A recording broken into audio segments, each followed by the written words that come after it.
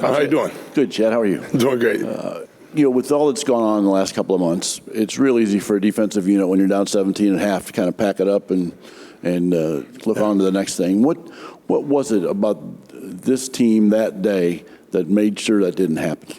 That's a course of 10 months of work. That's a course of 20 years of work on some of these parents. When you look at just what's inside of those young men, we saw it earlier in the season. You look at the Illinois game and how we had to battle and fight. You look at even Idaho, wasn't easy, didn't start well. Western Kentucky had to take that one to overtime. These young men, they've got a resiliency to them, Tom. They fight, they have grit, they care about it. You guys have asked me, over the course of weeks now, like, what did you see in them? And I've answered, right? They've got toughness, they've got grit. That hasn't changed. That's in these young men's DNA. And they were going to show up, they were going to fight, they were going to battle, regardless of the circumstances. And they found a way. Really proud of them. Really proud of them. It's their DNA. Coach, how's it going? Great. Going back to fall camp, how much awareness did Bryant have that he could possibly play linebacker at some point this year? And specifically this past week, take us through what it took to get him ready to do that.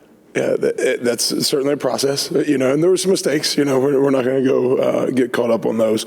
But, actually, through the course of the season, you guys wouldn't know this, we've actually practiced fits since Cam Jones got hurt.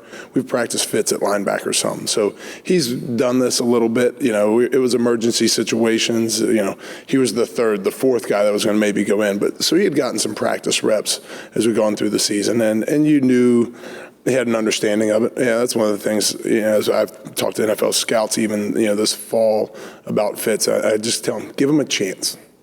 Give him a chance. He's really, really smart. He's really, really competitive. And he's going to do everything right that you ask him. Again, back to the answer for Tom. It's in his DNA.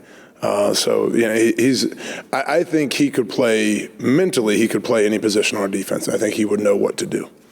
He's just that smart and intelligent. Now, we're not going to go ask him to play nose guard. Don't worry about that. And ask him to take on a double team. Physically, I don't know if that would be in his or our best interest. But he has that type of mental capability when you just look at about football savvy, football awareness. So, and luckily the position he moved into, our stinger backer, is who he works right behind in the free safety position. So there's an awareness walking 6 more yards up to play that position from where he was playing, and he knows the jobs and responsibilities, how those two communicate together, the calls and the connectivity that they have, and in the defense as well. So that certainly helped him also.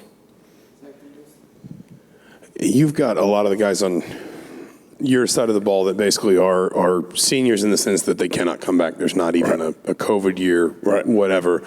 And those are guys that obviously I know you've not been around for all their careers, but they've sort of achieved a lot here and sort of had sort of a collective journey. Have you seen anything different from them in the last 2-3 weeks?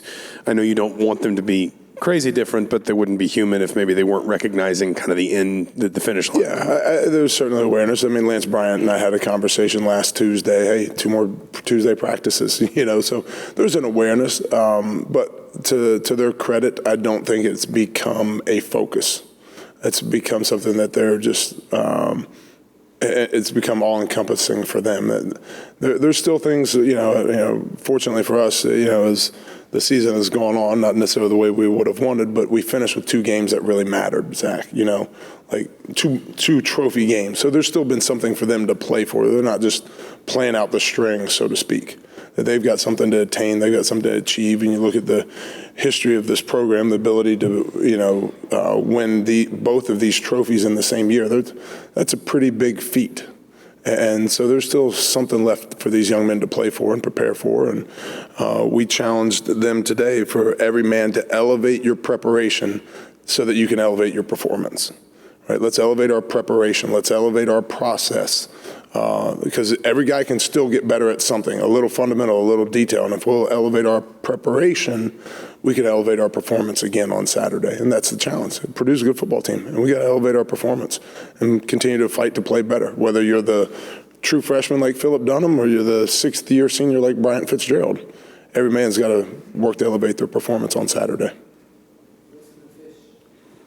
Chad, against Michigan State, defense kind of struggled in the second quarter, turned things around. Just what did you see as the difference? What were the adjustments there? It's funny. We actually talked about that this morning. When we went into halftime, we didn't make any, zero schematic adjustments. We pointed out, this is what they are doing. This is what we're seeing. These are the formations you're getting these plays out of. These are what you can expect.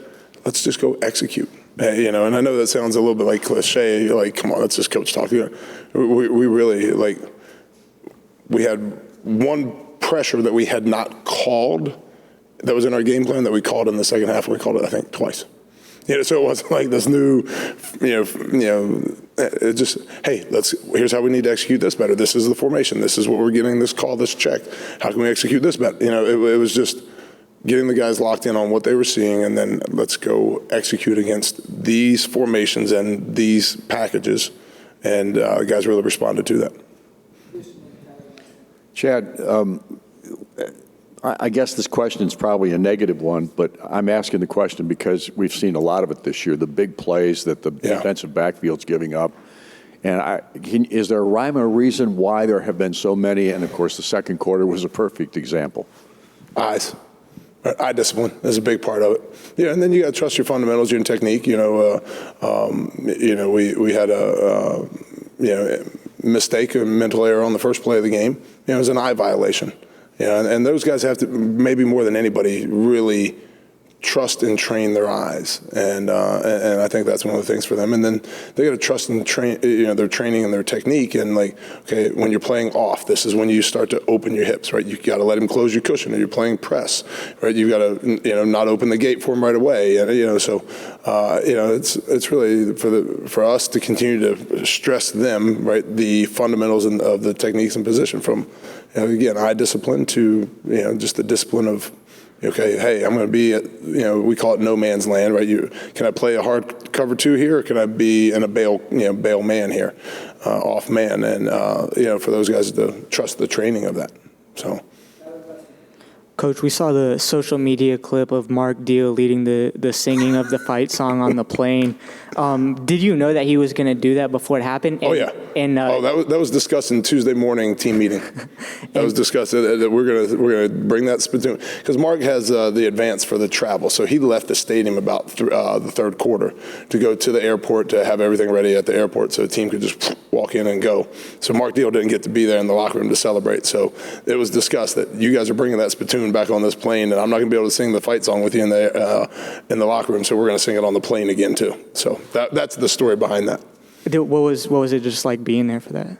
I've had a chance in some of in different programs to be a part of trophy games, and they're all special. They all mean something, and they all mean something different to different people because of their history at those places. I was at West Point. There's a lot of people that have a lot of history at that place, and it means a lot for them to beat Navy.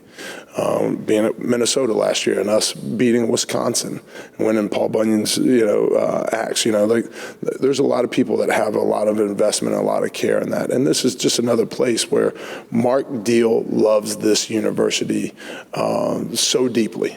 And to be able to see Mark Deal celebrate and find the joy for me, that was part of the joy for me in that moment, was his joy. Right? It was great to see our players win and what's been a tough season. It hasn't been, again, up to what we would hoped or expected. But for them to still see some fruits of their labors and their toils and their battles and their struggles be fulfilled, it was really, that was a lot of the joy for me. Thanks, guys. Appreciate it.